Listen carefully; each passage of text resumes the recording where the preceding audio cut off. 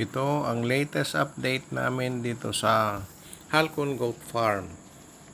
Ayan, yung si Aliana, isa sa mga imported kong inahin. At ito yung mga tatlong makukulit na bisiro.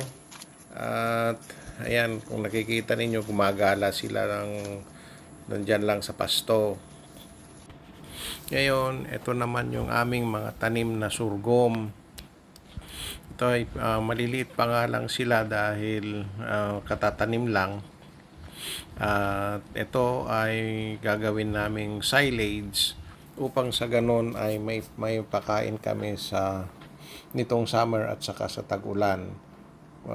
Medyo marami yung tanim, kaya sigurado na makakapag silage kami ng madami, dahil yung iba ipapakain din namin sa kambing, lalo na ngayong summer.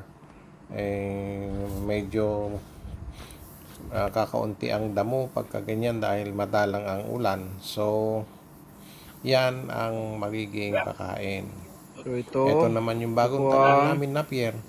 Kung makikita niyo, bagong ano lang yan, bagong suloy pa lang sila. Ayan, oh. Pero magaganda yung suloy nila, kaya yan, dinadamihan namin araw-araw.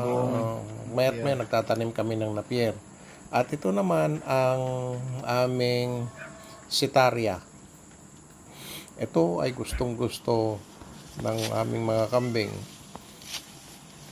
At kahit kalabaw, baka, karnero, kabayo, basta kahit na anong alaga natin kumakain ng damo, magagustuhan nila ito dahil malambot siya at siguro masarap sa kanilang panlasa. Ang kaigihan nito, nung nakita ng mga kambing, may nakawalang kambing kami, nagpunta dyan, hindi niya pinansin. Siguro hindi niya alam na makakain, dahil kung titingnan mo, para siyang kugon. Pero sa katunayan, hindi naman siya kugon, siya yung sitaria. Kaya nung ibinigay naman nung pinsan ko si Ronnie doon sa mga kambing, kinain. Pero nung ganyan nakatayo, hindi nila kinain. Kaya nagtataka kami. Pero at least, ayan, at magiging